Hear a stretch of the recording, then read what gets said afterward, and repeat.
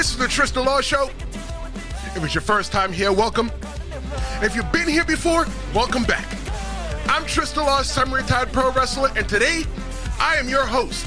Look, if you thought that WrestleMania 41 was off the chain, let me tell you something. The Raw after WrestleMania showed up and said, hold my beer. Today, we're going to be talking about John Cena's new era of ruining pro wrestling, and Jey Uso just got a target on his back, and maybe he doesn't see it. And Seth Rollins building a new shield? Today, I'm going to drop a prediction on you that is going to reshape the way that you look at WWE. If it's your first time here, just remember this podcast is fully interactive. So if you got a comment at any time, whether it's live or on demand, put it in, and I respond to 99.99% of all of the comments. And let's talk about John Cena promo. So John Cena, he enters the ring wearing the Undisputed Championship backwards. That's something that he did last night. I don't know what it is. Maybe it's a little protest. Maybe it's like, when people put the American flag upside down during protest, or it's a time of war, or whatever it was. But if you ask me, it's the ultimate disrespect. John Cena, why is the belt on backward? We don't want to look at your butt. Like, yeah, we can't see you, but we want to see the belt at least. But then John Cena comes out. And in John Cena, he plays the crowd like a fiddle, right? John Cena is at this moment in his career to where he is not concerned whether he's the cool good guy or not. I mean, the cool bad guy or not. John Cena just wants to be ruthless. Because think about it like this. I'm not going to lie. I was one of the people that didn't appreciate John Cena. I ain't gonna lie, I didn't appreciate John Cena, right? Because at the time when I was going to pro wrestling school, I was saying if I wrestled the way that John Cena wrestled, I wouldn't have a job. I wouldn't be able to, my trainer would look at me like I was crazy. But the thing I got to realize is that I wasn't John Cena. John Cena, look, John Cena probably was forced down our throats, but at the time when we needed when WWE needed John Cena, we didn't want John Cena. Now we want John Cena because he's retiring. John Cena's like, nah, bump that, keep that, because I don't want that. John Cena gets booed, he gets cheered, and then he demands an apology. What is John Cena doing out there? I've said this many times before, that John Cena, he is out there and he is rewriting the whole entire playbook when it comes to pro wrestling. Whatever it is that you think that pro wrestling was, he's rewriting it. And John Cena even said that he is ruining pro wrestling. He's going to ruin it for all of us. And look, you can't ruin it for me, brother, because I already know what the gimmick is when it comes to pro wrestling. How could John Cena ruin pro wrestling? John Cena could take the belt, hold the belt hostage. John Cena even said one time as well, too, that he is going to retire because he made that promise. He said on the Pat McAfee show yesterday that he made the promise to the people that he's going to retire at the end of the year. But then again, why would John Cena keep that promise if he doesn't care what the people think? He doesn't care what the people think. John Cena is going to be in the WWE longer than December. I promise you, I don't care what John Cena says. He says that there's not any amount of money that's going to make him come back once he retires. But let me tell you how this is going to work. Whoever it is, most likely it should be Cody Rhodes. I love that Cody Rhodes was not on Raw, and I hope that Cody Rhodes is not on SmackDown. I hope that Cody Rhodes goes away for a while. And Cody Rhodes is the one that eventually has to go to John Cena's door, knock on his door, meet him at the Hollywood red carpet and tell him, come see me, because you're not a man. Here's a hot take. John Cena's heel turn is not just a phase. He's just scorching the earth and just saying farewell. You're supposed to leave the pro wrestling business better than when you found it. And John Cena is destroying the whole entire pro wrestling business. And that's his plan. Because you know what? When he loved the pro wrestling business so much, it didn't love him back. So now John Cena has this toxic relationship between him and the fans, and he doesn't care.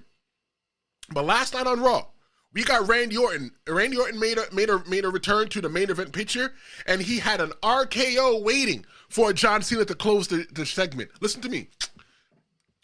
Chef's kiss. Tell me that this is not 2007, 2008, 2009 again, where Randy Orton and John Cena are feuding. It's crazy what we're getting right now. And I'm so excited for what's going to happen because when you were seeing John Cena and Randy Orton wrestle back in the day, they were only a couple years in, less than 10 years. But now, these guys got almost 30 years. John Cena and Randy Orton standing in the ring will be giving us almost 60 years of experience. Imagine what we are going to get. If you are not excited right now to be a pro wrestling fan, are you even alive? I told you, leading into WrestleMania weekend, that this is the time that you're supposed to take somebody and show them what we love and allow them to fall in love with it, because now WWE has hit the reset button on the whole entire thing.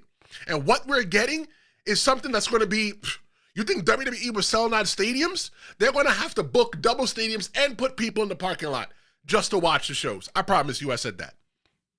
But look, John Cena isn't the only one rewriting history. Becky Lynch, she's doing it too. But did her story hit the mark? Let's talk about the women's tag team match last night and Becky Lynch turns. So it's Becky Lynch and Tyra Valkyria and versus Liv Morgan and Raquel Rodriguez. I didn't think that we were going to get that WrestleMania rematch so soon. I think that match, originally at WrestleMania, it was perfect for Monday Night Raw. Because it was just like, it was nothing special. Because on Raw, we're getting high caliber matches in the main event. So now they actually gave us that Raw that match, the main event, and then we had a little bit of fun. We had chaos, we had false finishes, and ultimately we got new champs again. Let me tell you, on my WrestleMania weekend bingo card, I didn't see Liv Morgan and Raquel Rodriguez winning the women's tag team championships again. But then, post-match, Becky Lynch snaps and turns on Valkyria with 3 manhandle slams. You want to hear what I think about Becky Lynch turning heel again?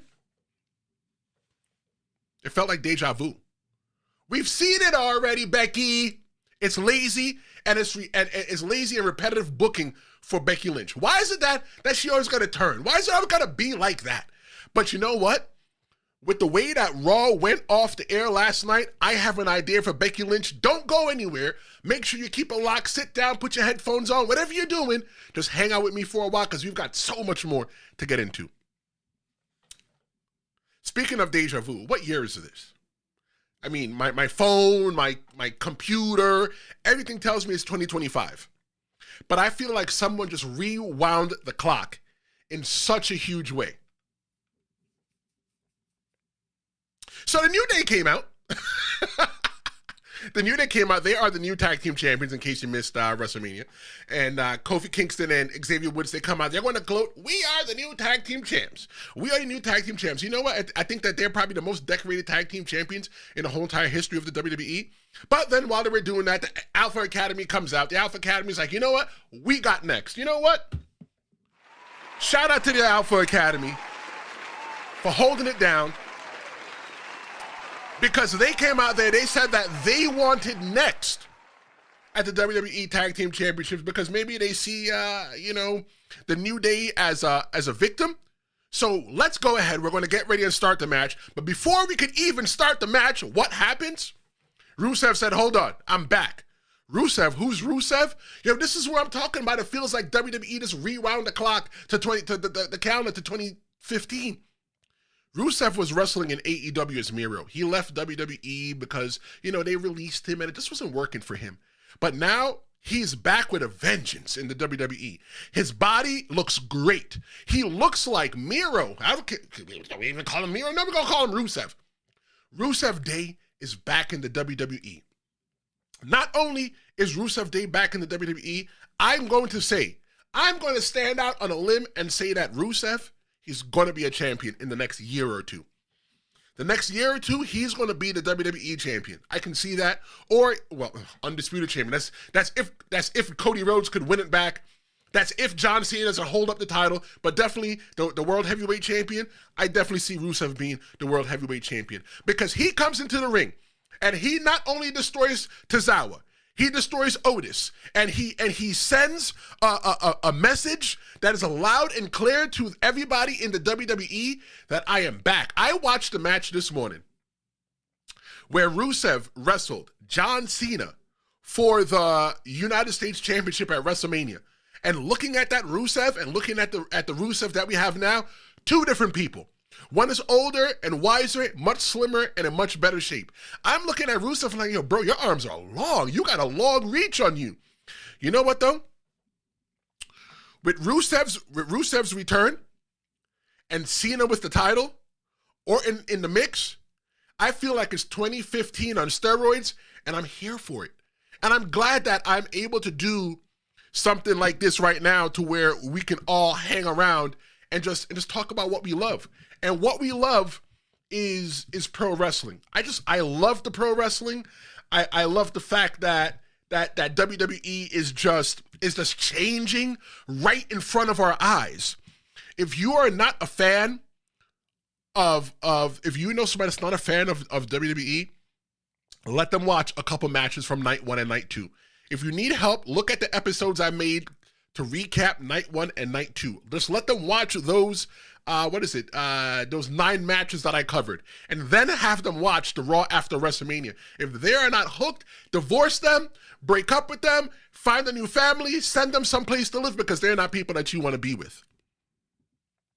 So we got new tag team champions. We got new champions all over the WWE. We got new rivalries, but the World Heavyweight Champion, Jey Uso, has one thing that Cody Rhodes never did. That's yeet power. Yeet power. So, Jey Uso, tremendous win at WrestleMania. I didn't think that he was going to win that night at WrestleMania. I wanted him to win on Monday Night Raw. I think it would have got more leverage in it. I just think the whole entire visual part of everybody doing the whole yeet thing inside the arena, I thought that would have been so amazing for everybody just to watch.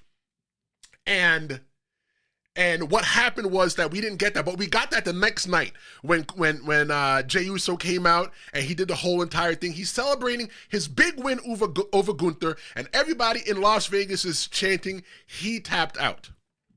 But then Sami Zayn comes out. I don't know, bruh. I don't know.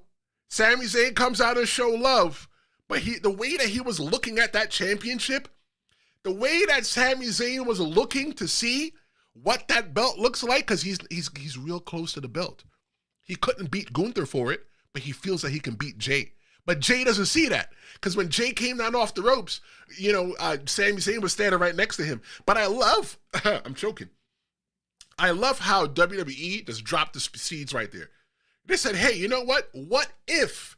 And everybody's watching. But I love it that WWE's not giving up to us yet. They're edging us the whole entire way through this whole entire story. But then, Jimmy Uso joins as well too. Does Jimmy Uso got a little bit of salt in his wound? Does he got a little bit of hate in his blood for his brother?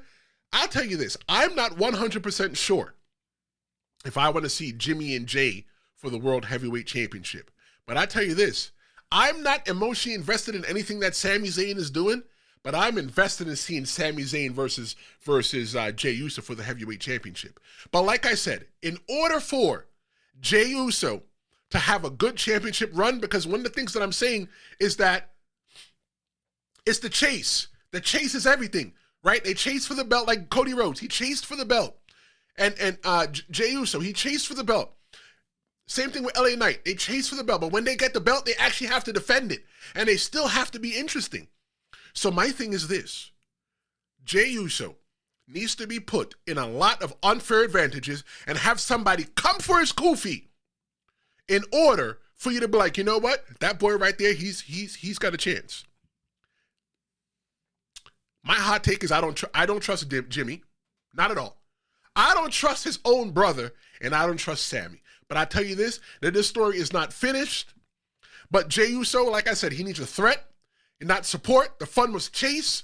The chase was fun, but now he has to survive. How will he survive? Will he be able to come up from underneath and fight and defend that championship every week? The reason why people started calling John Cena Big Match Cena is because at the end of the match, John Cena would come out and it's like, wow, you know what? Regardless of we're not liking you or not, we're going to cheer for you because you fought for that. You fought for yours. And Jimmy Uso's going to have to fight for his. Because like I said, the WWE right now at the top, all the big names on the top. And because Seth Rollins and everything that Seth Rollins did, and we're going to get ready to talk about Seth Rollins, so make sure you don't go anywhere. But the thing, though, about Seth Rollins and CM Punk and Roman Reigns, those are the top guys right now. And they're not going to be at the top forever. They're eventually going to have to leave. And then when they leave, the question is, who is next? Speaking of Gunther, we did a little bit of talking about Gunther, but you know what? Instead of Gunther going in and saying, you know what, let me inflict my WrestleMania rematch clause, my championship rematch clause, he just went outside and he didn't take the loss too well. Oh, you don't know if he took the loss too well? Ask the commentary team.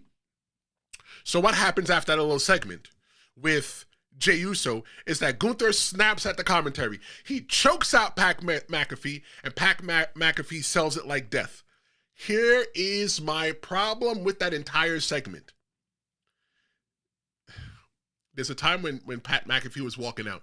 If you were choked out so much that you had to be escorted out of the arena and go to the medical, where did you find time to slap fives with somebody? You should have just walked out. I don't know. That's just what I think. I don't think that Pat McAfee should have been clapping fan hands with anybody.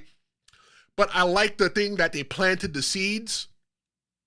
They planted the seeds of Pat McAfee versus Gunther. But here's the way that I'm looking at this as well, too. Gunther still has that rematch clause. Have Jey Uso go one way, and then have Gunther go the other way. Have Jey Uso get some credible wins, because remember, going into WrestleMania, Jey Uso didn't have any confidence in himself. So now have him go and build up his confidence, give him some credible wins, and have that when he beats Gunther again, that it's not just luck. Because if he just beats, it was luck. He got lucky. Gunther slept on Jey Uso. But next time, Gunther, I'd be mad if I was Gunther too. You slept on the guy. The guy was not in your level. He was not in your tax bracket, and you got beat. Imagine that. But Gunther has that kill streak with him. He's so deadly and dangerous that, like, Gunther, we're seeing a new version of Gunther. We're seeing a new champion of Gunther. Gunther, a new style of wrestler with Gunther. Gunther was so prestigious. Gunther was so into doing the right things when it came to being like with his hands behind his back, and he was better than everybody else. He held his nose up. But now, you know what? Gunther, he's unhinged, and he's even more dangerous than before. So if your name is Jey Uso, let me tell you something. A little piece of that ass belongs to Gunther, and one day he is going to come for it. But the biggest chaos is yet to come. Seth Rollins, CM Punk, and Roman Reigns, and a spear that broke the time. But you know what? Before we get into that, here's what I want to talk about. I want to talk about how popular pro wrestling is right now. Pro wrestling, WWE, of course, is the barometer. If WWE is doing good, everybody else will do good. And that's just how it is when it comes to pro wrestling. It's a trickle-down effect. WWE's up here, and when they start doing good, TNA does good, AEW does good, Ring of Honor does good, the Indies do good, podcasts like this do good on YouTube. Everybody's interested. So because of that, WWE and Netflix have a new series coming out, the Unreal series announcement, and WWE Unreal is supposed to premiere this summer, where you go behind the curtain like never before. And I'm excited for it. The reason why I'm excited for that show is because I'm a broadcast person. I understand the wrestling part, and I'm dabbling into the broadcast side. So now they're going to bring you behind the scenes to show you how they put the whole entire thing together. Okay, look. WWE is taking you behind the scenes to show you how they pulled a rabbit out of the hat, how they saw the man in two. That is what WWE is getting ready to do this summer. Look, that show right there is showing that Netflix and WWE's partnership is on fire. Okay? This is for the people outside of the WWE. They get Raw. They get SmackDown. They get NXT. They get all the PLEs, right? It's all global now, right? But now they're adding an additional show. We're going to have the ability in the United States to now watch behind the scenes with everybody else how WWE does it, and they're making a whole documentary out of it. Golly, what a time that we live in. I I am so glad to be alive right now, and I'm so glad that you're here with me too. Look, if it wasn't for the popularity in pro wrestling, I wouldn't be getting 351 plus subscribers right now in the Tristan Law Show. There'd be no interest in pro wrestling. But you know what? Let me give you a hot take. I'm going to drop a hot take for you right now when it comes to WWE Unreal. This could be WWE's Drive to Survive moment. And this is how you pull in new fans that don't even watch wrestling yet. Instead of trying to entice them with everything that's happening in front of the camera, you're in front of the curtain where the paid people sit.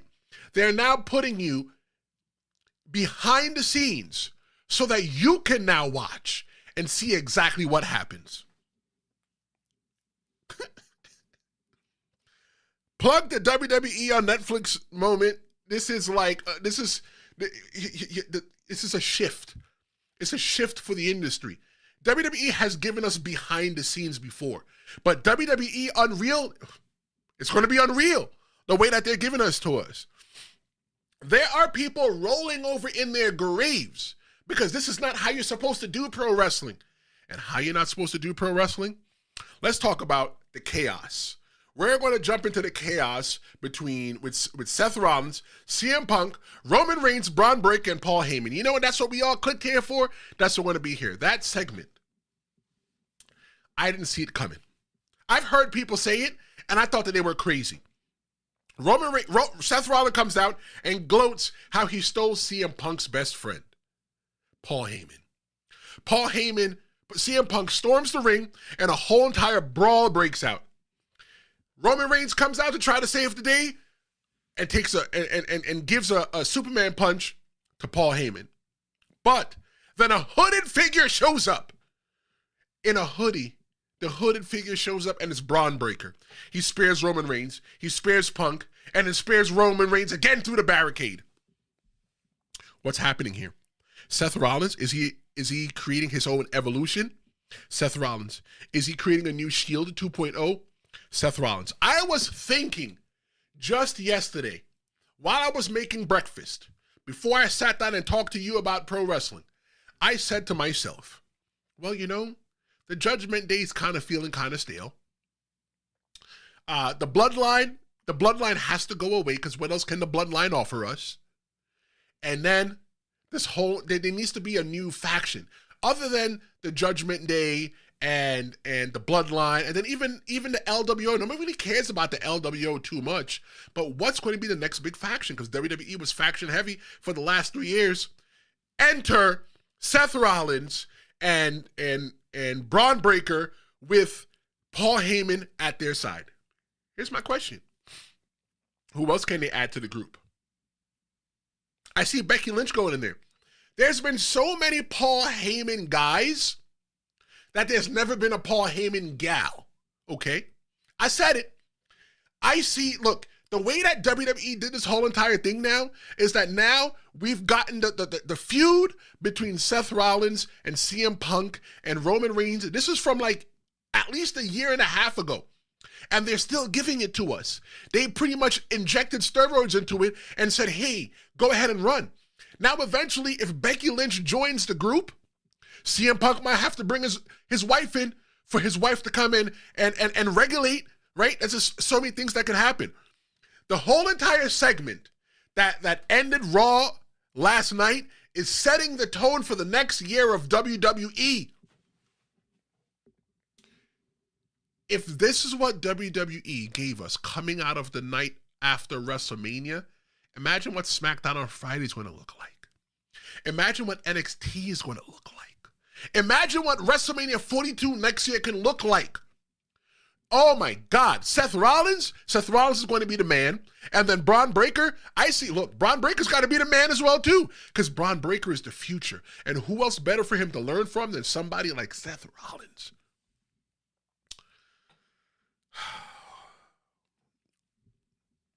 There's a lot. When you look at Monday Night Raw last night after Mania,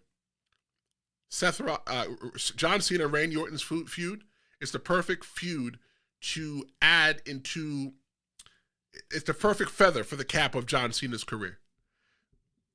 Can't wait for it to happen. Like I said, over 60 years probably of pro wrestling experience combined between both men are going to be in that ring going into the story. I can't wait.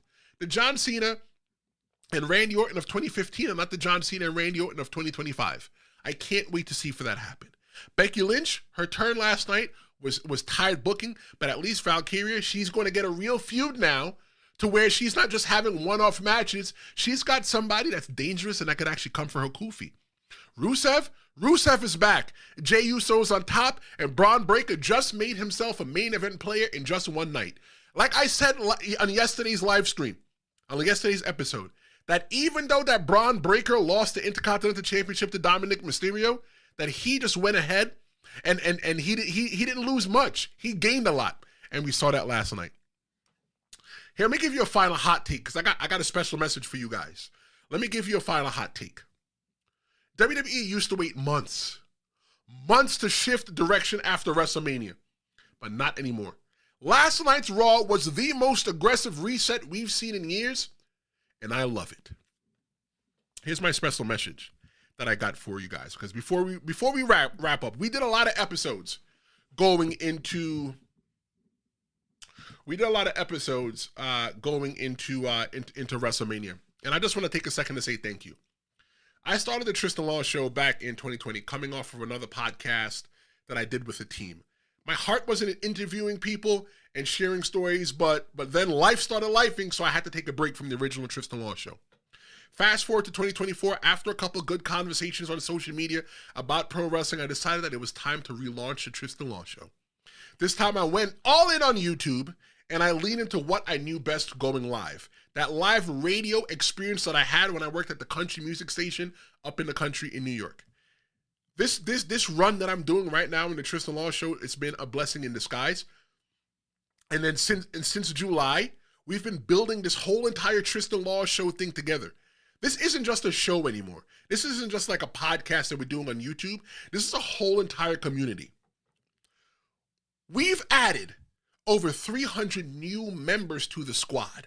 We've dropped hours of live streams, shorts, and audio-only episodes. I've looked at how many episodes I've dropped since July. I've probably dropped over 80 hours worth of live episodes, not including the Pro Wrestling Scorecard, not including the shorts that I do, not including the audio-only comment. We've done so much. But together, here on this Tristan Law Show channel on YouTube, we've laughed, we've yeeted, we've debated, we've argued, and we've connected.